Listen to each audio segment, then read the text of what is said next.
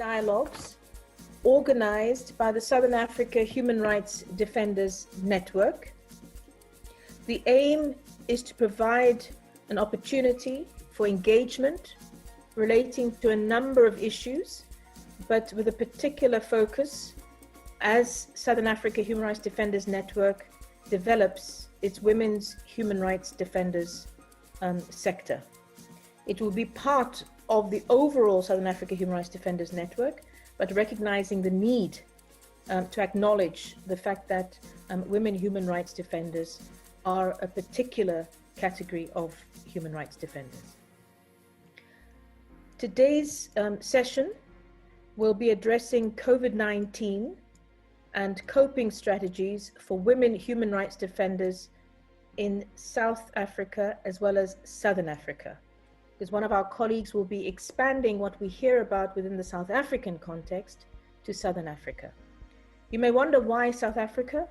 Well, this is really being held in recognition of yesterday, the 9th of August being Women's Day, but we also recognize that South Africa is not an island.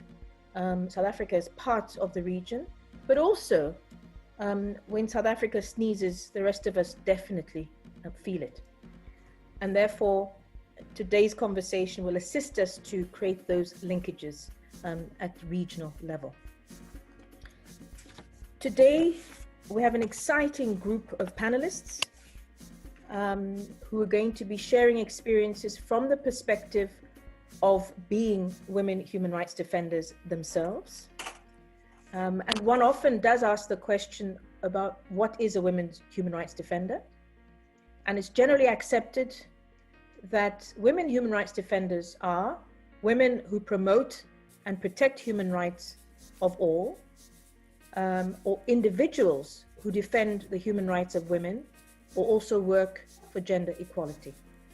And so this panel is definitely representative of women human rights defenders. I'm going to turn to them to ask them to introduce themselves and to tell us three brief, not long stories, please Colette, three brief issues or facts about themselves which they'd like us to know as a way of introducing themselves. And I'll start off with Colette. Thank you, Alice, the moderator. Good afternoon to everyone. My name is Colette Lujani, and I'm with the Human Rights Institute of South Africa. I'm the executive director there. I've been doing this work there for quite some time. Most of you know me from this organization, but a few things to know about me is that I was born in a family of 4 girls, brought up by very strict parents. They taught me values such as respect, responsibility, and accountability. And also, my dad emphasized the values of time and the values of money, and how to be financially independent as a young girl.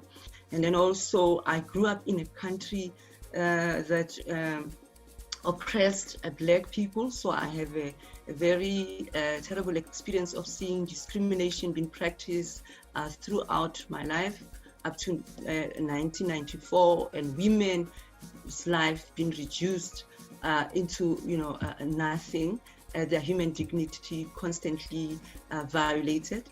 And then I left the country. My parents took me to Lesotho, and that's where I first learned about human rights and to learn more about it's actually the South African phenomenon of discrimination is not a universal thing actually, and I learned that law as a tool it's a very important instrument that can change people's life. I pursued law, and I've been working on human rights, contributing to a change of human rights situations of women, of people within the continent, SADC as well, at international level as well.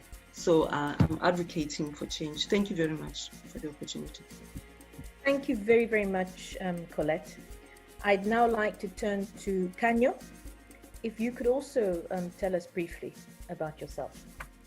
Thank you, Alice. Yes, as you've correctly said, my name is Khanyo. My full name is Noku Khanya, and I am a South African lawyer, and I am a legal advisor at the International Commission of Jurists, which is basically an NGO that focuses on human rights and upholding the rule of law globally. I think quite briefly, the three things I can say about myself is one, that I am a Zulu woman born in rural KwaZulu-Natal in a small village there many years ago. And a deeply, probably very deeply cultural context is where I was born and grew up for some of my life. In addition, I grew up also, number two is that I grew up in a very religious context. My parents were spiritual and religious leaders in my community. So it was quite a religious context where I found myself growing up. And I suppose those experiences combined really exposed me to some of the very, some harmful practices that can be, one can experience or see in those contexts. But of course, these settings also have some positive impacts on women's lives and women's rights. But I suppose, yeah, that part of my life really did expose me to quite a lot. And I think finally, I can say the third thing about me is that I started off my legal career as a corporate lawyer. For a few years of my life when I started out, I worked in corporate law, but thankfully, I found my way to this area of work, which is, I suppose, a little bit more fulfilling than my previous experience. I think I'll hold it there for now. Thank you, Alice. Thank you very much, Khanyo. I would now like to turn to Tiseke. Thanks very much, Alice, and thanks to the Southern Africa Human Rights Defenders Network for inviting me to be on this panel. So my name is Tiseke Kasambala. Sorry, Colette. And I am the chief of... Could you mute your mic, please, Colette? Sorry, back to you, Tiseke. It was affecting the sound. Thanks. So my name is Tiseke Kasambala, and I'm the chief of party for the Advancing Rights in Southern Africa program at Freedom House. Now, the title chief of party is basically just an American term for project director of the Advancing Rights in Southern Africa program at Freedom House. I have been in the field of human rights for over 20 years now. I started off as a researcher on human rights in Southern Africa and in Eastern Africa. And as a young woman doing field research, I learned quite a bit. It's always been fascinating to look at the gendered aspects of human rights violations, which are not often widely reported beyond, you know, when we talk about, not just when we talk about sexual violence and rape, which is often what is the only issue that is reported when we're talking about human rights violations. And often the other violations that women face and women human rights defenders face in doing their work, these issues are often underreported. But anyway, on a lighter note, amongst the three things that I like doing, one of them is baking. And when I'm stressed and busy, I get up at night and I bake and I bake and I bake. The fascinating thing is I only have one son, and so he's often overwhelmed by the number of cakes that I'm always baking. And he says, "Mom, look, it's enough, do something else." I also like gardening. And especially since the lockdown, I've become a bit of an avid gardener. And the final thing about me is that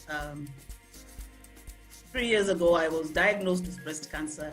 And I'm happy to say that in May of this year, I celebrated my second year cancer-free. So I'm really happy. Thank you very much. Thank you very, very much. And congratulations for that really good news. I'd now like to turn to Mary. I practiced her surname yesterday, Paish. Mary, over to you.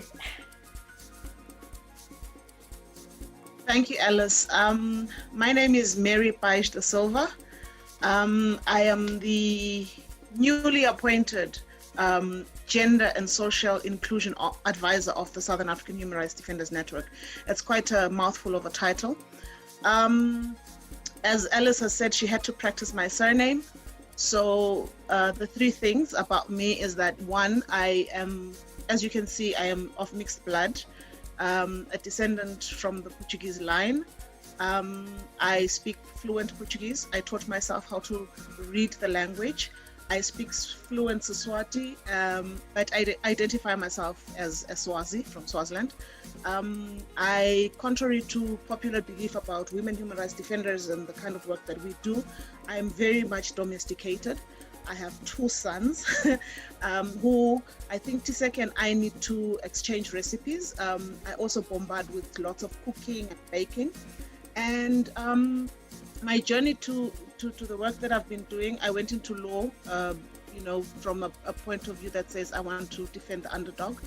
But when practicing law, I realized that it's only afford the services of a lawyer that were being represented. So I left private practice and began working on pro bono cases most of the time, doing women and children's rights matters.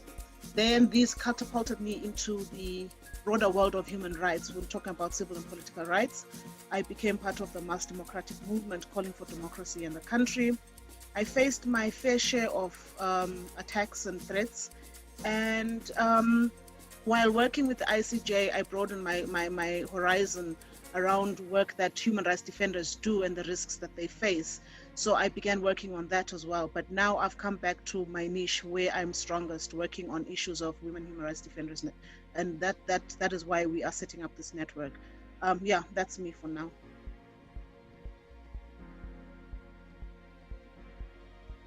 Thank you very much, Mary. It always takes a while. You press your finger and there's a delay before the mic unmutes. We'd now like to go straight into the actual sharing, which we're going to have from the four of you. I'd like to start off with Colette. Colette, we're aware that going through this COVID-19 experience, there have been a number of responses, there have been a number of reactions, there have been a number of struggles which communities have experienced. We're very interested to hear a little bit about the socio-economic perspective through the eyes of a women's human rights defender, and in terms of what's been happening in South Africa. Over to you, Colette. 5 minutes, please.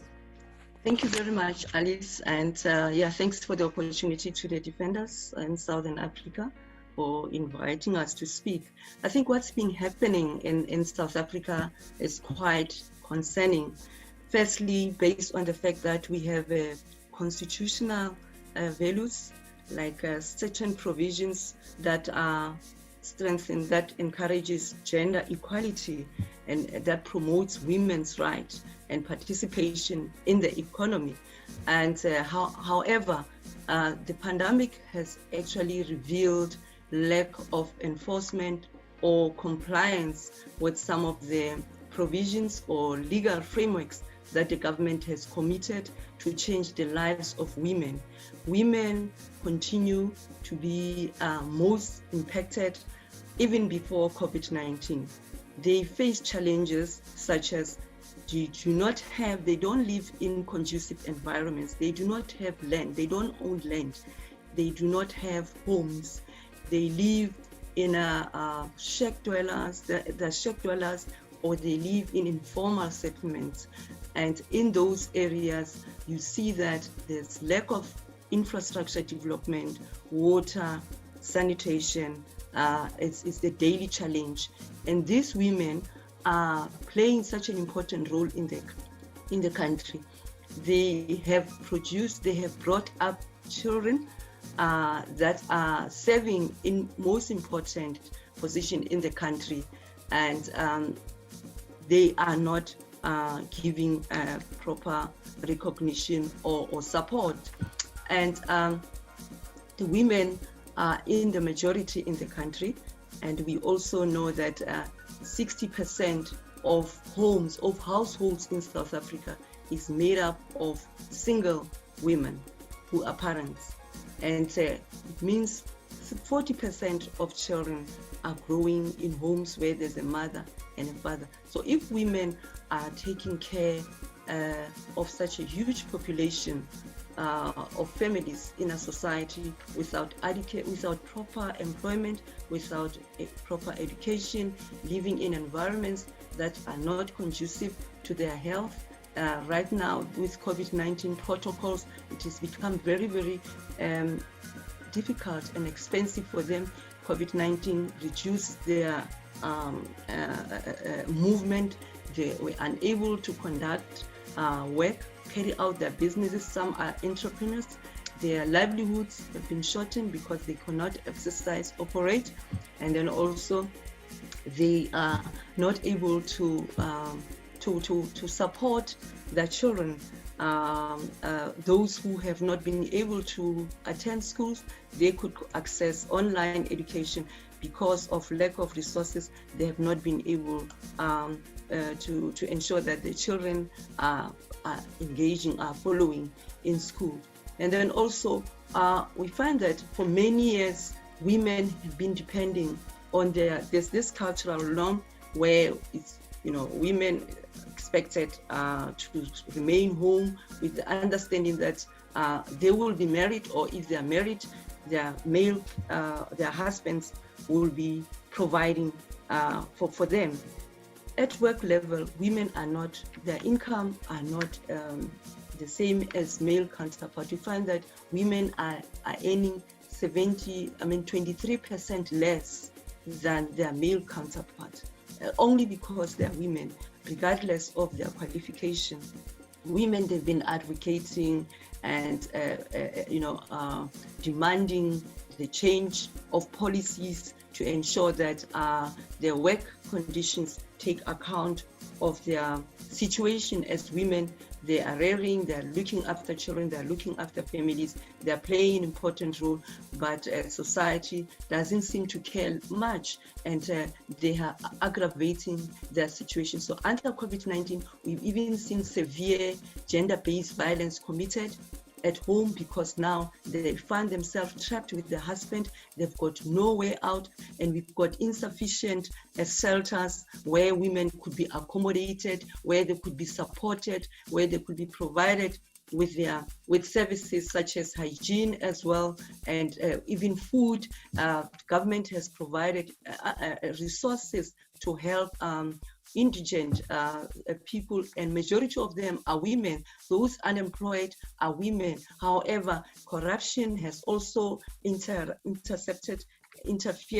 with the delivery of these social needs, that is leaving many women hungry, without enough to feed their families. So civil society has been coming up, advocating to receive service, essential service provider certificates, so that they can fundraise for resources to support women, mainly, that are facing the hunger and the challenges that the women. So the president yesterday, he has made very progressive statement, and I also want to remind ourselves that actually the President Ramaphosa, when he was speaking also from the fact that the ANC manifesto, it has already dealt with some of the problems that women are facing, that everyone will be entitled to equal share of the wealth and of the resources of the country. However, we have that shortcoming. President Ramaphosa says that there will be 40% that will be provided for women on the country budget to help women come out of their vulnerability. And some of the vulnerability, for example, we know that many women, they cannot secure resources on the tenders. There's big tenders that are being advertised for agriculture, for technology. We do not have those kind of expertise. And if women are expected to begin businesses, they will not be able to achieve the big tenders because they do not have the necessary skills. So in those 40% of the public procurement for women-owned businesses, we still need education, and women are also found in rural areas. Those women should be prioritized You find that there's land that is owned by chiefs. As custodian, women do not have title deed, and women are required to bring collateral should they want to form businesses. And women will want to come out of this informal trade. You know, they do not want to remain as informal traders or remain as domestic workers or remain fulfilling menial jobs that will make them to be consistently dependent on their husband or on their partners. Thanks, Colette. Yes. Thank you very much. Thank you very, very much. It was extremely helpful and fairly broad overview of the socioeconomic issues. And of course, we're going to have time to answer questions. So I'd like to encourage those who are with us in this webinar to please write your questions in, send them in, so that we can try and keep an eye on those while the discussions are continuing. Now, when dialogue does not happen and does not work, when states have committed to international human rights standards, and Colette, you've made reference to that, but states do not respect their own commitments, one possible avenue available is that of using the law. And I'd like to turn to Kanyo to talk to us about, again, within the broad COVID-19 context, are women using the law? Is there access to justice? How are women human rights defenders faring in South Africa? Thank you. Thank you so much, Alice. And as you correctly pointed out, I think Colette did an excellent job of really giving the sort of big picture of some of the challenges that women are facing, and also approach access to justice mechanisms in order to try and find redress for those problems. I think I'm going to hone in on one of the major problems, I think also in the President's address, which Colette referred to, was highlighted, which is the issue of gender-based violence. The President highlighted that we have two pandemics, COVID-19 as well as gender-based violence. We know of the recent reports of these high-profile cases of, for example, Tsehofas Sopule and Naledi Pangindawo, who were mercilessly killed in recent times.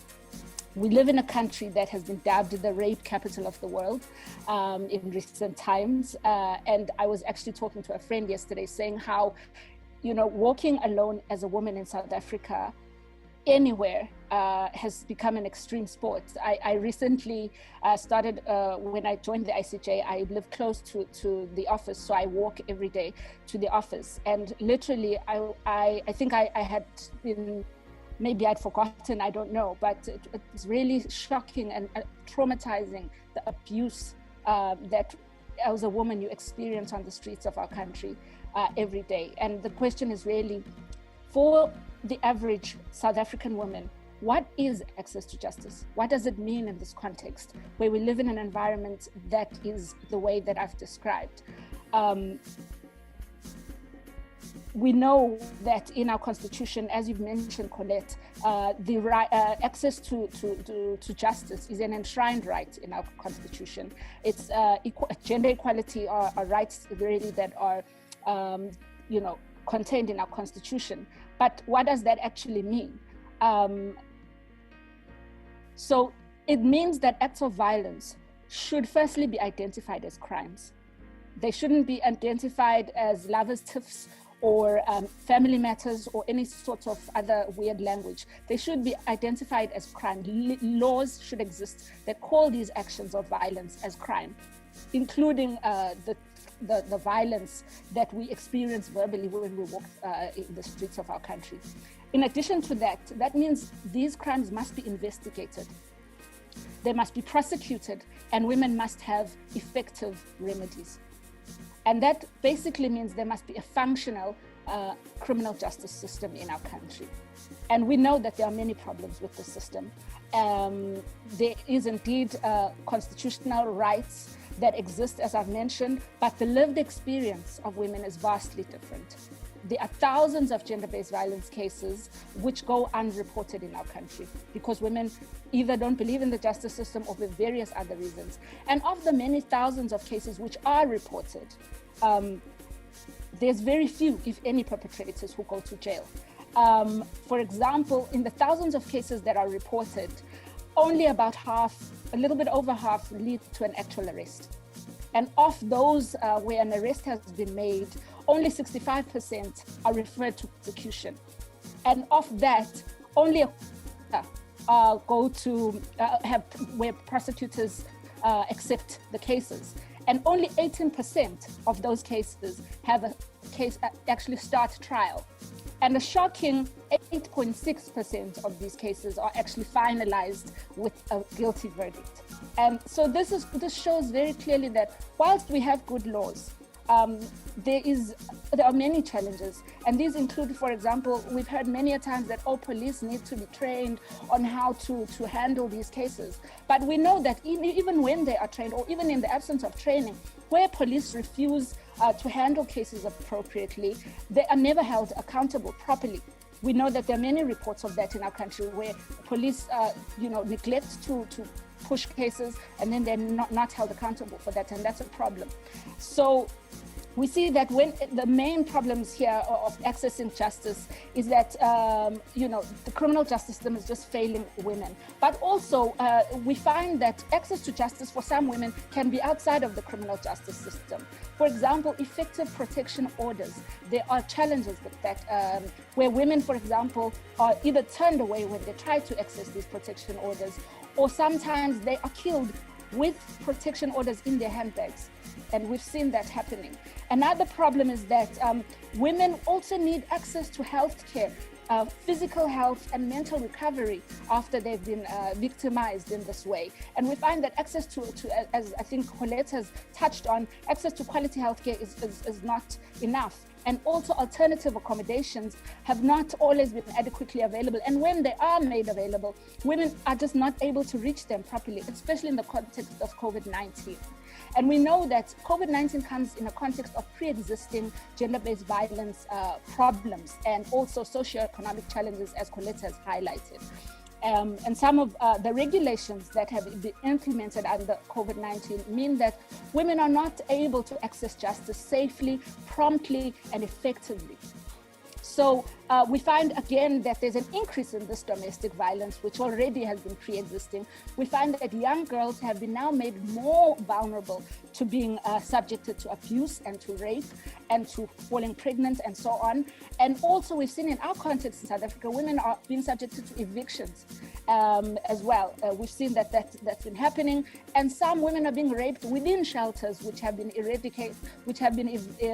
erected for the purposes of COVID-19 quarantines. So then we also see another problem is that women in the healthcare sector and in the working sector are not having access to justice when they're, for example, not having enough protective wear and being exposed to contagion. So, and these women don't have easy method to access justice. And women, and as we know, that women with intersecting vulnerabilities are at a very great risk. So the biggest problems in accessing justice during this COVID context is that accessing justice institutions themselves, like courts, has been severely curtailed because of the rules now that have come into place, and some of the courts being shut down because of, for example, judges and lawyers and people being infected and so on. And then operations of courts are severely disrupted, and there's massive backlogs in finalizing cases. And also in some instances where technology has been adopted in order to, for example, assist women to have their cases heard, we know that there's a digital divide where many women in rural areas, women in townships do not have access to this technology and therefore do not have access to justice once again. So I think in just closing, Alice, so that I stay within the time you've allocated me, I think we've heard a lot about exploring innovative ways of ensuring access to justice. Many recommendations have been made around the use of technology and the use of social media and telephones to use that authorities should use in order to reach victims and so on, and also to have innovative ways like reporting in pharmacies and so on, and also extending existing protection orders and mobile courts, etc., etc. I think we've heard many of these recommendations, including making these services essential. I think, though, for me, just in closing, my biggest concern is the very deep-rooted culture of violence against women in South Africa and the patriarchal attitudes that exist in our country. And whilst I agree that the justice system can do better, including by adopting these recommendations that have been made, but there is really something much bigger and broader that needs to be done somewhere, somehow, to deal with this deep culture of violence that manifests in different ways in our country. So I'll just pause there. Thank you, Alice. Thank you very much, Kanyo. That definitely gave us an idea of how elusive access to justice really is on the ground for women, particularly within this context. Though both of you have spoken about COVID-19 has merely shone a light on pre-existing situations. I'd now like to turn to Tiseke. We're aware that in our region, we've seen governments responding to the COVID-19 pandemic in different ways. But what appears to have existed in common is that rolling back of certain human rights in the name of protecting the health of populations. In some countries, we've had states of public emergency being declared. And concomitant with that, we've seen a gradual shrinking of civil society space. And the most recent example, well, it is live, it's ongoing, is Zimbabwe, where we saw women's human rights defender, Tsitsi Dangaremba, arrested on the 31st of July. She was part of a demonstration which was really shared by many, not only in Zimbabwe, but in the region, huge concern about corruption and the use of public resources, but also calling for good governance in Zimbabwe. And she was arrested on the 31st. She conformed to the COVID-19 requirements. She was not part of a huge group, and yet she was arrested. And one of the charges was breaking the COVID-19 health regulations. She has been released on bail, but the matter goes back to court on the 18th. We've also seen at the continental level, certain countries which have committed to protecting human rights defenders generally. Côte d'Ivoire, for example, adopted a law.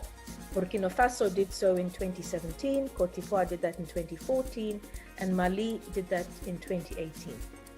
We've seen at the UN level, where there's been a resolution, specifically 2013, relating to women human rights defenders. On our continent, we had 14 amazing civil society organizations in recognition of Women's Day this year, calling for our states to ensure that there's protection and well-being of women's human rights defenders. And we've also seen in South Africa, women really spearheading calls for social justice. So, Tiseke, I'd like to know what's happening at the regional level, having just alluded to some of the developments we've been seeing within the context of COVID-19 and with a particular focus on women human rights defenders. Thank you. Over to you, Tiseke. Thank you very much, Alice. And I think a lot of what has already been said by both Colette and Kanyo in relation to what's happening in South Africa is pretty much happening in the rest of the region, in the rest of Southern Africa.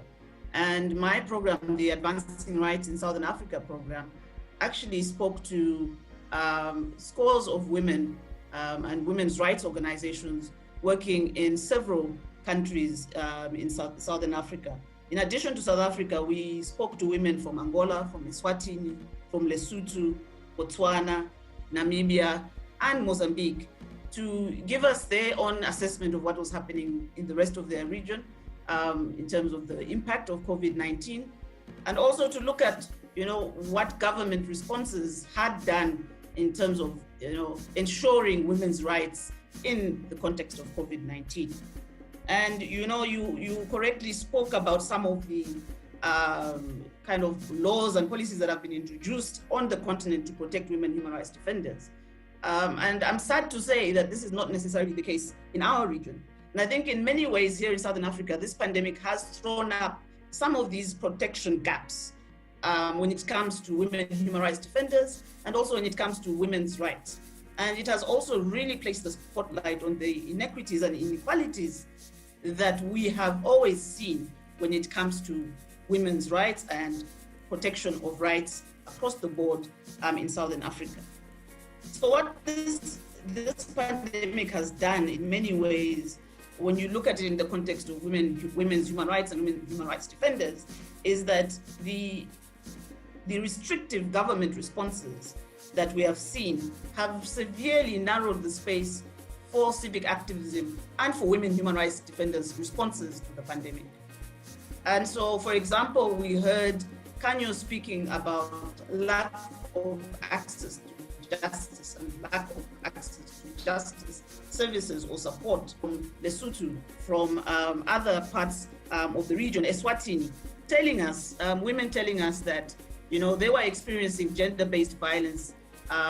They were experiencing attempted land grabs, and because of the government restrictions on movement, you know, women's organizations were unable to reach them to provide that legal support, the human rights support that they required. This pandemic has also thrown up the gendered nature of so many other issues around not just socioeconomic violations, but the gendered nature of the division of labor that we see in our region, and the question of who has the burden of care. It has also thrown into stark relief the gendered nature of policy responses on the parts of governments and the intersectionality of this crisis. And so when we talk about access, legal access, access to legal support, access to health services, we will find that when we spoke to women in the region, it was indigenous women who reported that their access had been severely curtailed because people were no longer able to travel, and the relevant organizations were no longer able to travel to indigenous communities to tell them about the pandemic, but also to tell them what their rights were in relation to the pandemic. And so there was a huge lack of information in those communities around what the pandemic actually meant and what the impact was and what their rights were.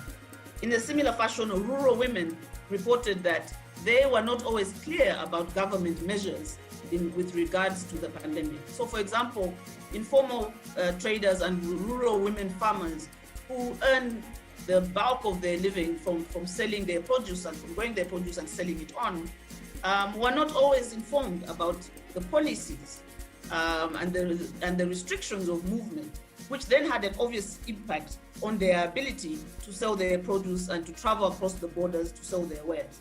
And so that lack of policy engagement on the part of governments was quite stark in all the discussions that we had with women and women human rights defenders.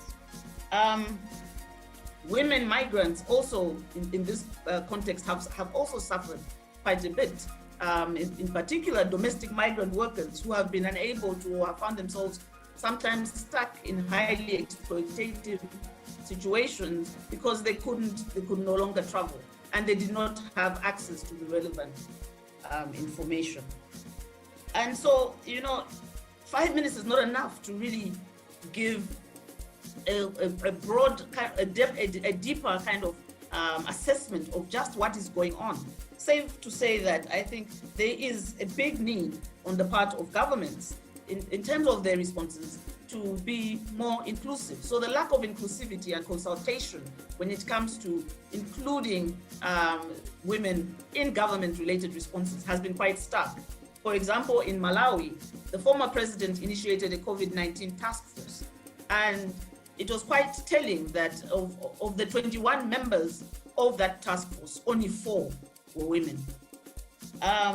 It's been quite telling that although globally up to 70% of the global health force across the world globally is health force is women, there has been a marked lack of women in those health committees to discuss the health impacts of COVID-19.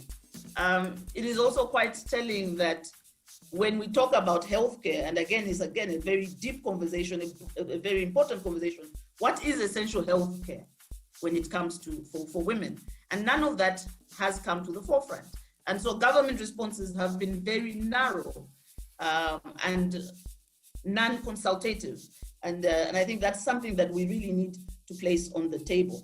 We also need to really look at how services are being provided in the rural parts, and I've kind of already alluded to it, and how that burden has been merely placed on women's organizations who are already in those communities, without the necessary support from governments to support that drive. The lack of enforcement and compliance, which Paulette already referred to, and of legal provisions in other parts of Southern Africa, is also something that we really documented. And we saw this in terms of governments ignoring their own rights responding constitutions, whether it was in Malawi, whether in Zimbabwe, where the 2013 constitution has been completely thrown out of the window. And so again, the necessary advocacy that is required to push governments to be rights respecting and to respect the provisions that they already have in their constitutions, I think is very important. There isn't much time, so I'll end there, but I'm really happy to answer a few more detailed questions about what's been happening in the region. Thank you, Alice. Thank you very much, Tiseke. Thank you very much. I'd like to turn now to Mary. Mary, it's been very clear that there are different ways in which women human rights defenders can be protected. We've heard about law, access to justice. We've heard about the need for the protection and respect and actual enjoyment of socioeconomic rights. So one can work within the law for protection, but ultimately the focus is really to try and ensure that there's a safe, supportive environment in which women human rights defenders can operate free from attacks, without fear. And we'd really like to hear a bit from you about the protection mechanism which is being provided by the Southern African Human Rights Defenders Network, particularly being developed within this COVID-19 context. Thank you. Over to you, Mary. Okay, thank you, Alice. So generally, the network has programs within which we implement rapid and holistic 24-hour emergency services. But within the COVID-19, this has become a very restricted service that we can provide. The protection mechanisms are designed to be gender sensitive, and they're designed to ensure that whatever protective mechanisms are put in place are effective. So some of those are the alert systems which we are developing at national levels and at regional levels, which include working hand in hand with the media, which include working hand in hand with lawyers and doctors for human rights within those countries and within the region. Some of the activities also include providing protection grants for human rights defenders facing persecution. These grants look towards legal support and looks towards medical support as well. And part of that medical support also looks towards psychosocial support, because we know that the mental well-being is as much important as the physical well-being of the human rights defender. Part of the services that we were providing prior to COVID-19 were also fact-finding.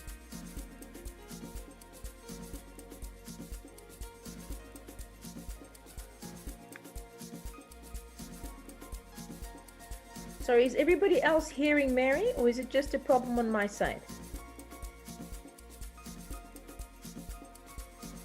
Yeah, I think we've lost her.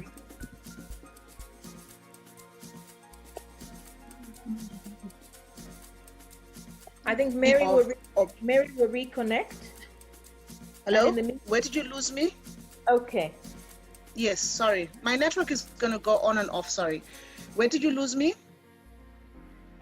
You had talked about what you'd been doing in terms of protecting human rights defenders and the challenges which you'd faced, and the grants covering both psychosocial support as well as the general medical. And I think you can carry on, because it started to go a little bit wonky before you actually disappeared.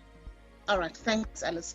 So what we're doing, some of the service, the activity.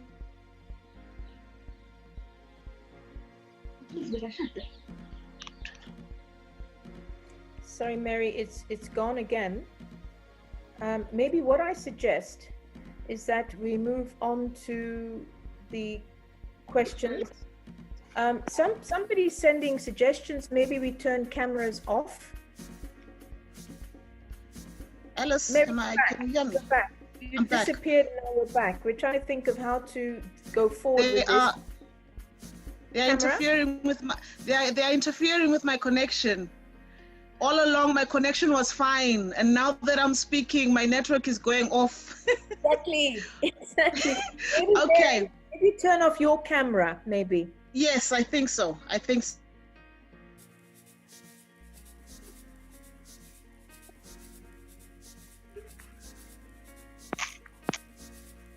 Okay, give it a try, Mary. Situations.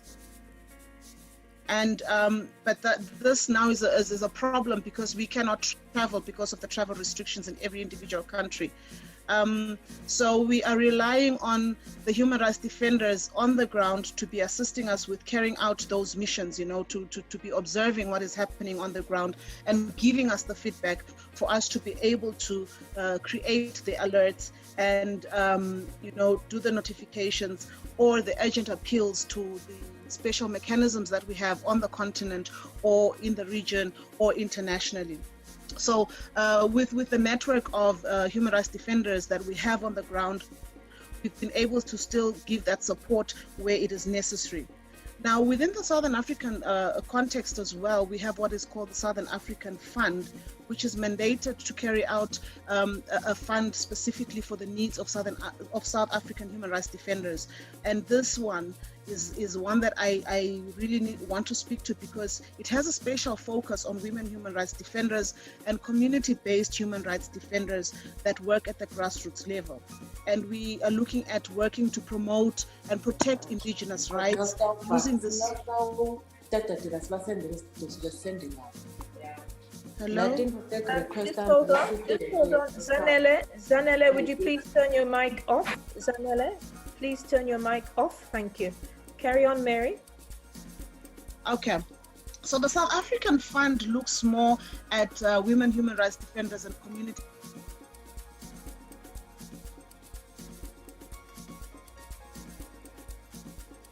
Have we lost Mary again? Can anybody hear her? No? Okay, so I suggest that we carry on and deal with the first question, and hopefully Mary will be able to reconnect. Oh, you're back? Yes. Okay. I think there's a problem. I think the people that also, you know, were asking to mute themselves are from the Swazi side of the border. Ah, okay, because Zanella was on, but she's muted now, so that's okay. Yes. So the fund, the fund.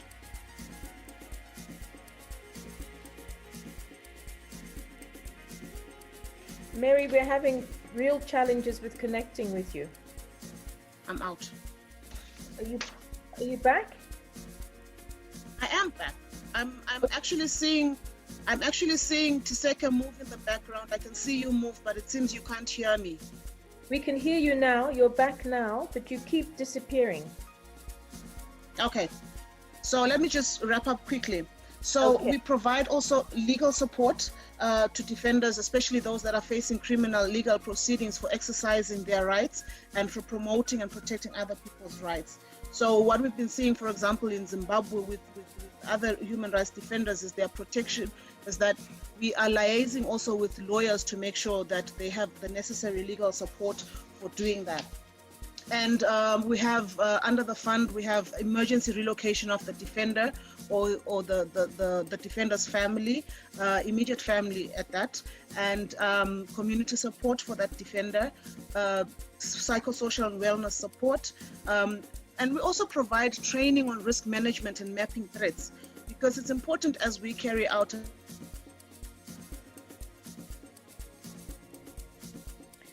Sorry, Mary, you've disappeared again. But I got the sense that you are beginning to wrap up. We'll just wait for 2 seconds to see if Mary comes back. Oh, you're back again?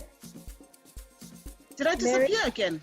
Yes, you did, Mary. Okay, so let me wrap up by saying we have what is called the Ubuntu Hub Cities.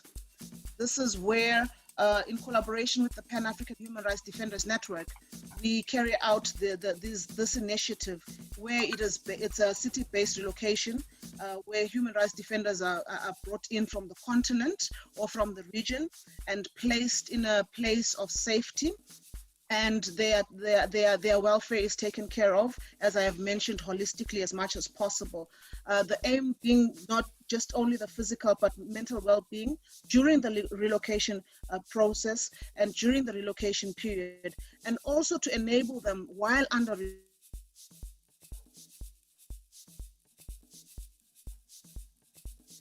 Sorry, Mary's disappeared again. Mary? I think she sort of wrapped up. She said she was going to wrap up.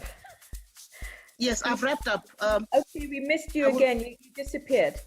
So we didn't hear. So I'm thinking that maybe we should move on to the questions now, because you will get a chance to answer some questions and perhaps you can, incorporate some of what you'd wanted to say. Because I'm just very, very mindful of time. It's now 22 minutes past 3. Could we move to the questions now? Constance, I know there was a question from Nandi. Could you please share that with us? And I believe the question was for everyone. There's a suggestion, Mary, that you can type in the chat information which you were sharing in the wrap-up, which we couldn't hear. If you could send it to everyone in the chat, then at least we'll capture that. Is that okay, Mary? That's fine. That's fine, Alice. I'll type it for everyone. Thank you. Over to you, Constance. If you could share with us the question from Nandi, which I believe is really directed at everybody. It's not anyone's specific question to answer. And we'll have Nandi share the different questions with us, and then we'll go through the around the group to then request people to respond. Constance, over to you. Okay, thank you. Question from Nandi. How do we support women who are both victims of GBV and human rights defenders, especially when they are challenging institutions such as the church, thus losing their livelihoods in fighting for justice, not only for themselves, but for all victims of GBV?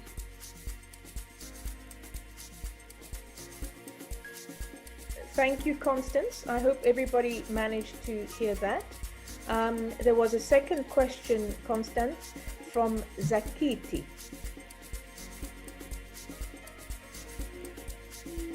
It's a comment from Zakiti about that, right? Could you share that? The poor or no access to justice for women is so painful for us working with women and encouraging them to break the silence and speak out about violence issues. Then when they do, we refer them to police, who will literally tell you cars are responding to COVID. And by responding to COVID-19, they mean going around shooting young kids in the name of protecting their health. We find ourselves as CSOs not assisting these women further. Thank you very much.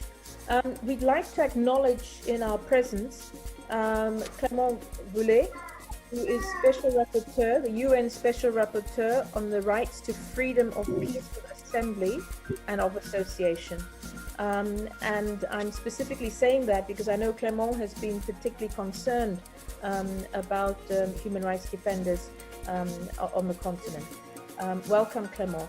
Clément has been a question which again is addressed fairly generally to any of the panelists. Constance, could you share the actual question? Okay, thank you. How, in the current context, the special rapporteur from UN and African Commission on Human and People's Rights can help WHRDs in this new struggle triggered by COVID-19? What donors community needs to do to help women to mitigate the impact of COVID-19 on their work and protection? Thank you very much.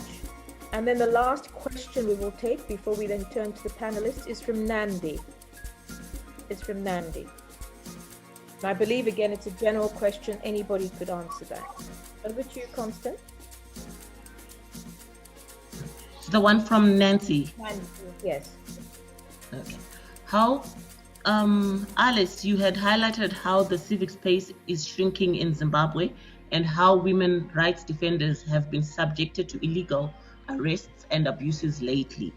How best can we ensure that our voices are heard in governance and policy formulation in this environment?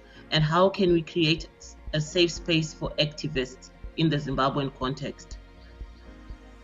Thank you very much. We have 3 questions, and I'd like to turn to the panelists. Please feel free to choose whichever question you would like to answer.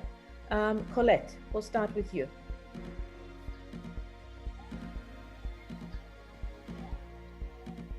Colette, are you there? Constance, could you turn your mic off, please? Thank you. Colette, are you there? We seem to have lost Colette. Kanyo, could I turn to you? I know when you were introducing yourself, you did make reference to religion and culture and values. And I was thinking that one of the questions which arose, the very first one from Nandi, I'd really love to hear what your view is. Thank you, Alice. Oh, thank you. Yes, I think I'll be quite brief in my response. And yes, that is definitely the question that stood out for me, but also might apply in a broad way to some of the other questions. I think I just want to emphasize that the state obligation to protect women and survivors of gender-based violence or domestic violence endures despite this health crisis. The health crisis does not excuse sort of do away with the core obligation that the state has to eliminate discrimination against women, any form of discrimination, and any sort of violence against women.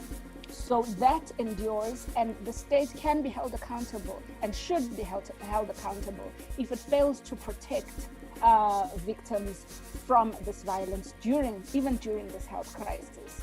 And the state has an obligation to protect even from third parties, including churches, including businesses, any institution or a third party which violates women's rights ought to be held accountable, and the government and the state in its entirety can be held accountable if it fails to deal adequately with that kind of failure.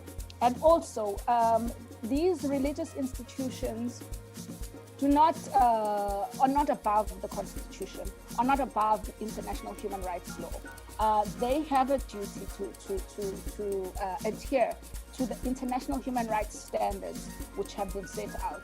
So they don't, are not just discharged from these obligations, but they can and ought to be held accountable. And a state which fails to do so is in violation of international human rights law and its obligations under various treaties dealing with even constitutional rights of people. So I think that's all I am going to say, just to emphasize that the health crisis doesn't excuse the government from doing what it's supposed to do, and we can hold it accountable if it fails to do so.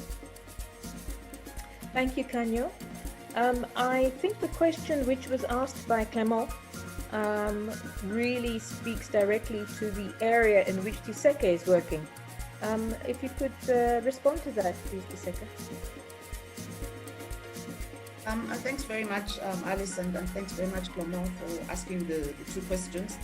I think the first one is, as the UN African Commission Special Rapporteur and the UN Special Rapporteurs under the various mechanisms should, I think, in their reporting, in their advocacy at regional and national levels with government, should emphasize the intersectional impact and nature of this crisis, not just on women, but also on marginalized groups and vulnerable groups in general. And so all responses and obligations by the government should include these groups. I would also say that there are principles, human rights principles that international organizations such as ourselves at Freedom House have pushed forward in responding to the crisis. And this includes proportionality of responses. It includes ending measures, restrictive measures that violate the rights to freedom of expression, the rights to freedom of assembly, and those types of violations that we're seeing in particular in a country such as Zimbabwe. And I think there is a need to push for the enforcement of the respect of those human rights, and that countries should respect their international obligations under the International Convention on Civil and Political Rights, CEDAW and other conventions, to respect the rights of women human rights defenders in particular. I would also like to say there was the question around donors. And I think it's very important that humanitarian assistance and crisis interventions related to COVID-19 should not increase women's vulnerability or increase the vulnerability of marginalized communities. And I think there's the need for the meaningful integration of women and marginalized groups into emergency responses, not just by governments, but in emergency responses by humanitarian organizations and by donors. And it's something that we're seeing is lacking in our region. Thank you. Thank you very much. Welcome back, Colette. We were missing you. Okay. There was a question which I think really speaks directly to your experiences. It was the one from Nancy. Did you hear it? Is it the one about the shrinking space or donor legislation? It's the one where Nancy says, I had highlighted how the civic space is shrinking in Zimbabwe and how women rights defenders have been subject to illegal arrests and abuses lately. And I was thinking back to your experiences in apartheid South Africa, and the activism and women who were subject to illegal arrests and abuses. The question there is, how best can we ensure our voices are heard in governance and policy formulation in an environment, and how can we create a safe space for activists? Over to you, Colette. Okay, thank you. It's precisely to do as Jessica has elaborated. I think in more to, besides using the UN and the regional mechanisms, is to ensure that we change the way, our ball game. We need to use new innovative strategies. Right now, there's been campaigns and engaging probably within the government, at the national level, trying to hold the government accountable. So we have reached an impasse. I think we need to utilize other strategies like solidarity. How do we work together? How we popularize, we amass ourselves in making sure the issue is, exposed from all the one corner to another. Everybody receives the information, and they did just like during apartheid. There was big solidarity, and South Africa ended being included in the UN agenda. I think what is left now, the way the government of Zimbabwe is been responding after many other countries within the region responded positively, wishing to help them to deal with the situation, and we see that they are retaliating, they are negative. It's for us to advocate for the UN Security Council to identify, to include Zimbabwe on the agenda. South Africa is on the UN Security Council. I think that advocacy for me is one I will recommend, because we are not making any progress. And also documenting the information. We understand that the government of South Africa has established an envoy, which should be, I don't know if it will be successful to reach the government of Zimbabwe, but if we document and forward the information to them so that they could utilize it, using the radio, community radio stations, using local languages as well, as something that we can utilize. And on the aspect of the legal access to justice for women human rights defenders themselves who are protecting, and then they fund themselves like in churches. I know Ukanyo has elaborated on that. alluded to that.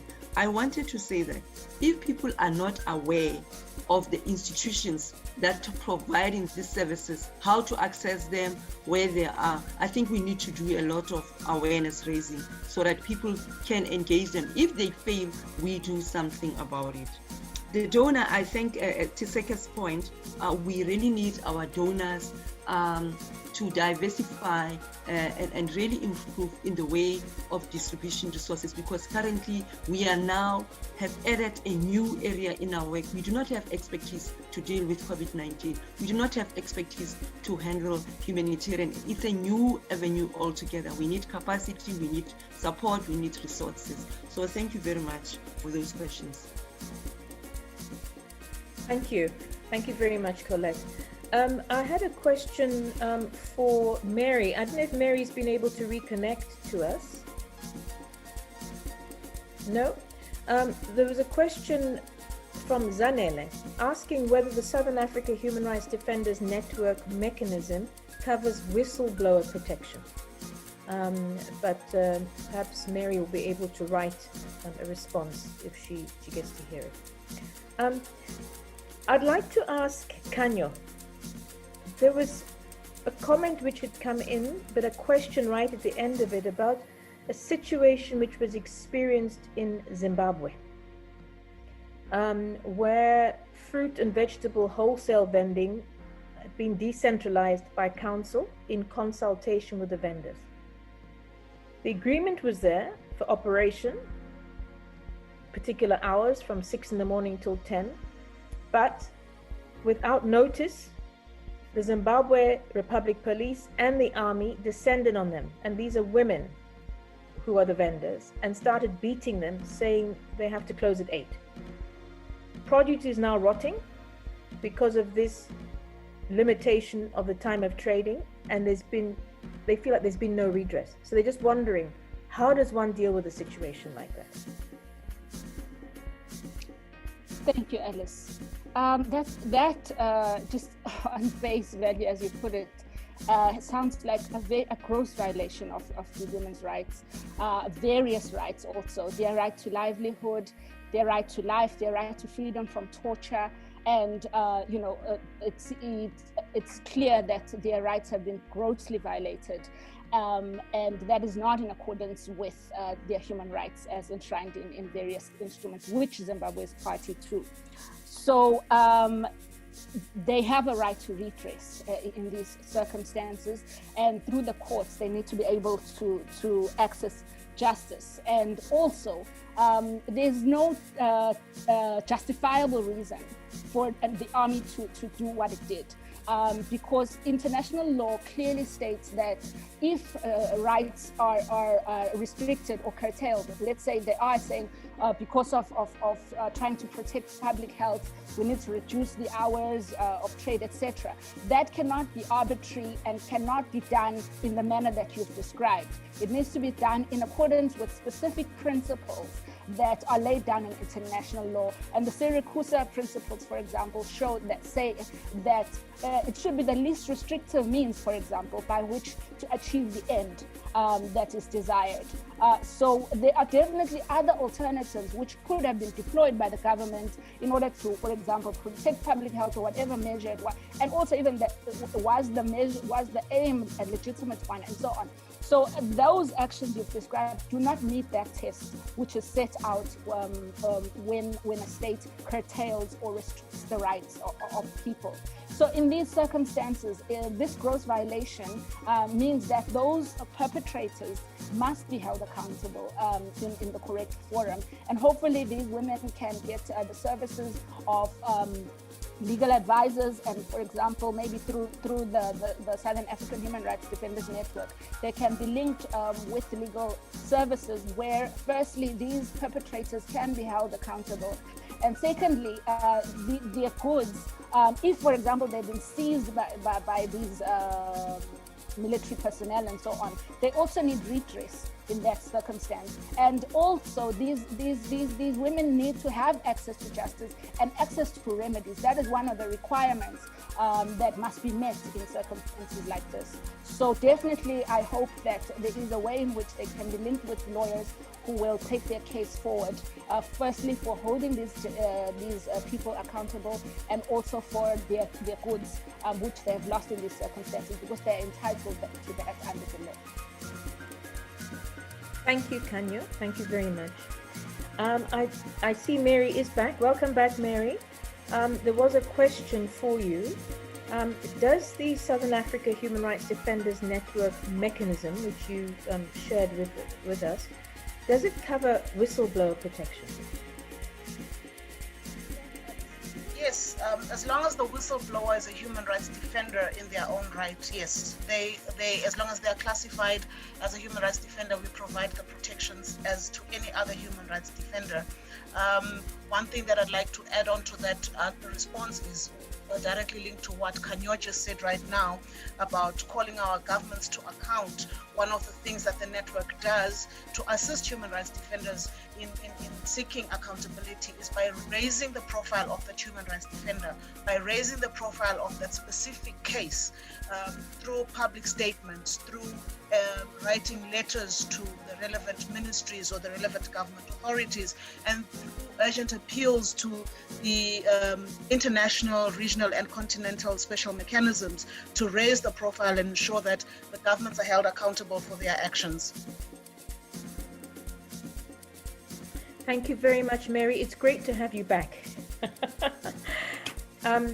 I'd now like to, we don't seem to have any additional questions. There was a comment from Nonhlanhla, who says, our biggest challenge is when the justice system is selective. High-profile perpetrators are arrested arrested, no matter how much pressure we put as civil society. Is there anybody who wants to comment on how do we deal with that? Because we put a lot of effort into this. We may have marches, we have press statements, calling for this, calling for accountability. Any areas or examples of where it has, a solution has been found to addressing this problem? Tiseka, any experiences? Not necessarily where a solution has been found, because I do think that this is part of the more long-term complex the complex issues that we need to address in the longer term that this pandemic has thrown out, which is the unequal access to justice and the selective nature of those who are brought to account when they do commit violations or when they do perpetrate any abuses.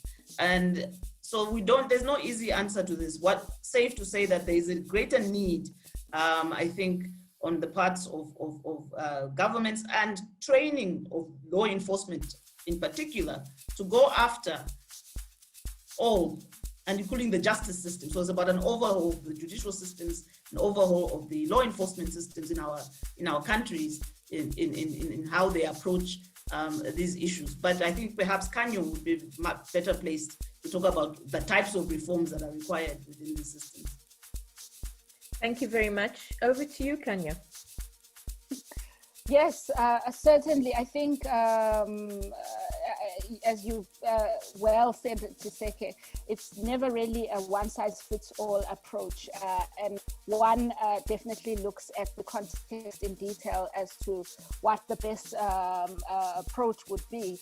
But I think, for example, this platform is one of the good spaces that exist where people can have a meeting of the minds and conversations about different ways to remedy these situations. And there are also various advocacy strategies that can also be employed. And also what's good about having networks beyond, for example, one's own borders is that when those, if an institution like the Southern African Human Rights Defenders Network really can boldly point to specific perpetrators and really name and shame, whereas sometimes it's difficult for people in country to do those kind of things. So it's great when networks like this exist, and people are in different parts of the continent, different parts of the region, and they can amplify the voice of people like Nonhlanhla, who may raise their voices, but their voices really just sort of are silenced in their own context. However, networks like this definitely amplify those voices and try to push for justice further. And also, as an institution, as the ICJ, for example, we too have, as Diseke mentioned, there are various reforms where we work, for example, with judges themselves to firstly train on what are international human rights standards on the rights of women, and also, how have cases in other parts of the world been dealt with. And for example, also working with their own biases, which unconscious biases, which they may have, and stereotypes about women and women's rights. And also just sensitizing judges themselves to say, you need to recognize that you have these stereotypes in your head, even though you might be unconscious of them. And it also has an impact somehow on how you deal with cases. So those kind of training of judges, prosecutors, and so on, and various actors to sensitize them on the plight of women and how best to deal with them in a better way. Thank you very much. We now have just under 15 minutes left before the end of the session, and I'd like to now turn to all the panelists, and I'm going to give you I'm going to say 2 minutes because I know Colette is the biggest culprit. I've known her for many years. But I love you very much, Colette. But 2 minutes per person, really, to wrap up, to focus on the key points which you really wanted to raise earlier on, which you felt you weren't able to. I'll start off with Colette. Please unmute Colette. Unmute Colette. Have you unmuted? Okay, great. Yes, I've unmuted. I think it's very difficult to single out the two that I would have want to speak about. But I think in closing, I will just say that women, we need to find ways of improving how we work together. Nobody is doing it for us. We should realize that women are supporting a lot of causes out there. Our energies, our resources, our time is utilized so much in other struggles. We still need to find ways of supporting one another. Right now, we should be knowing what are the major problems that are facing the women in Southern Africa, identifying them, prioritizing them. We now know that what is going on in Zimbabwe is appalling, and how we get those women who have been behind bars for so many months now, and say they were sexually abused, they were abducted, they went through a horrific process in their lives. What are we doing about that? How we get these women out? I think if we were saying every week, we'll constantly demand for their release. And as for the sexual violence in South Africa, we continuously, raise these issues. We find platforms like the radio, the TV, the tweet, the social media. And as I've said, we need to get the UN Security Council include Zimbabwe on their agenda. We need to, at the end of this meeting, we need to draft advocacy letter recommending that we comment, because Zimbabwe is exalting itself. It's not interested in getting information or support from the neighboring states within the SADC region. We don't know if the planned meeting, the suggested envoy will arrive in Zimbabwe and whether it will be welcomed and it will achieve what we expect. So this is my closing remarks in Zimbabwe. Thank you. Thank you very much, Colette. Over to you, Kanyo. Thank you, Alice. I think colleagues have and all the speakers have really done an excellent job of highlighting all the sort of socioeconomic challenges and challenges, beyond socioeconomic ones that women human rights defenders are facing, especially during this health crisis. And I think my main thing that I wish to emphasize is firstly that the state has this obligation and it endures despite the health crisis. We need to not get tired of telling the state to stop doing wrong things or to do right things. It's exhausting at times, especially, for example, when you think about the many reports and non-stop reports of women being killed and raped and so on. And really, it does exhaust one. But we need to not get tired of holding the state accountable. We need to continue to do that, and also to emphasize that just because there's corona, it doesn't mean you're scot-free. You still have the duty to protect us. And the other final thing I wish to emphasize is that I wish somehow, some way, that we could find solutions to these deeply entrenched cultures of violence within our country. South Africa has a crisis, as we repeatedly been seeing and we know, and I wish it's possible, some way, somehow, we could really find some way to get rid of these harmful and very, very negative cultures which just appear to be getting stronger and stronger instead of diminishing. So that's my final piece. Thank you for everyone, and thank you for inviting me here. I really enjoyed it, and thank you once again. Thank you very much, Kanya. Siseke? Thanks, Alice.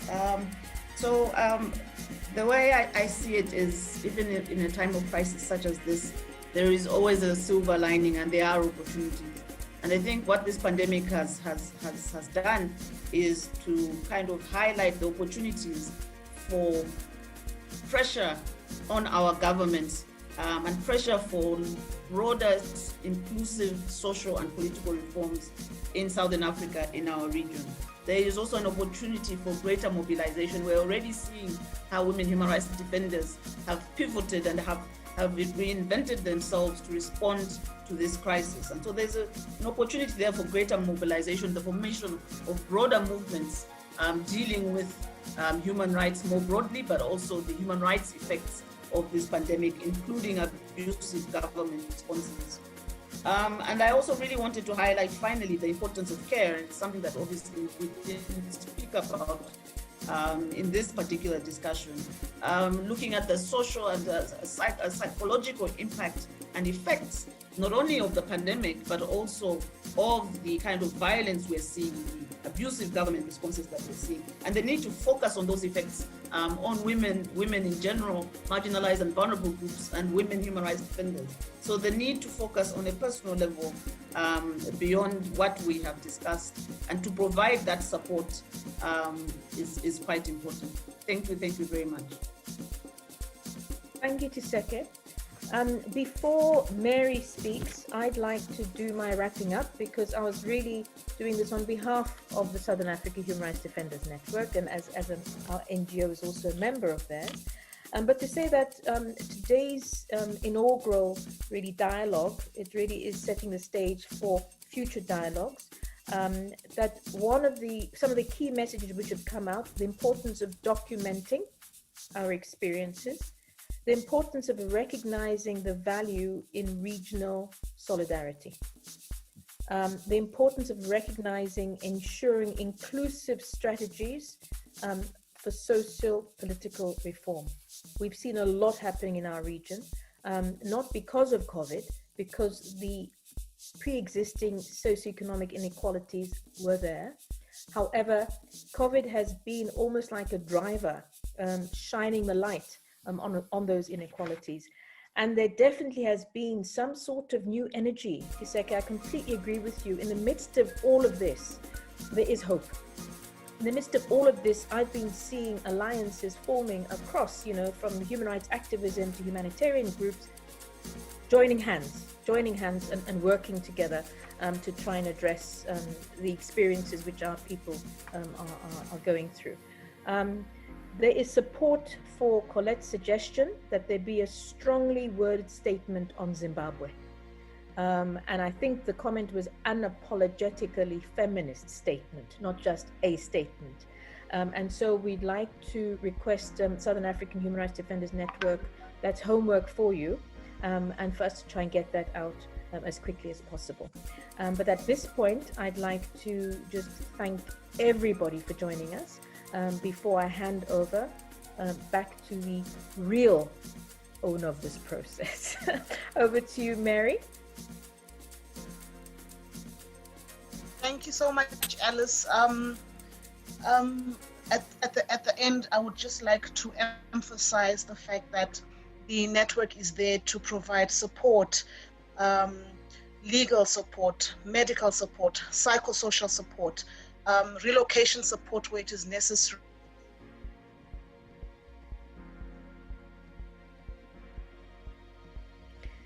It's happened again. It's happened again. So I know that in the chat or somewhere there was information about Southern Africa Human Rights Defenders Network in your what own might country. be, And to speak. You disappeared again, Hello? Mary. We missed all of that. You disappeared again. I think it happens only when I speak because I can hear everyone during their own presentations. I'm saying I have shared email addresses on the chat. Please reach out to us with information. Please reach out and send us information about the risks. Okay, Mary's disappeared again. But we will look And the forward. threats that women human rights are. You keep disappearing again. Yeah, we look forward to hearing from you. Okay. Thank you very Yes. much, Mary. What's the way forward with the Zimbabwe statement? We have taken all the action points. We've taken them down. As we speak, by tomorrow, perhaps we'll have a draft that we can circulate to everyone. Everyone that wishes to be in the email that will be sent out, please put your email addresses on the chat function. And then we will take it from there. But we are willing, this is one of the things that we do, so we are willing to get working on that. And just to say thank you to the panelists, thank you to my sisters, because when I reached out to everyone, you were all willing to come on board. I didn't get any excuses from anybody. And I think this is what the network is all about. It's about sisterhood and being there to support each other, even in initiatives like this. I'm looking forward to the next coming dialogues where we'll be able to engage further on other topics. And as a parting shot, if there's any topic, we know Zimbabwe is a hot topic right now, but if there's any topic that any of us feel strongly about, please do send it through and we will look into it and then take it up going further. You see, my network didn't break up. It didn't break up now that I was not talking about all the substantive issues. Well, thank you very, very much to everyone. And thank you, Mary. And good luck with building this exciting initiative and ensuring that we work together in the region to protect women human rights defenders. Thank you very much. Okay, we've even got 2 minutes. Thank you so before much. o'clock. Goodbye. Enjoy the rest of That the was day. good. Yeah, Bye. thank you very much for sharing, All right. Alice. Thank you so much. Bye. Thank you. It was good. Right. Thank you. Bye. Bye. Wow.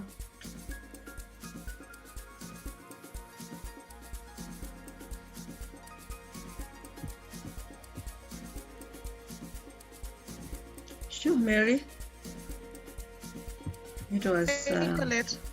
Yeah, I was just saying this thing is really bad of the network, but you made it. Thank you so much.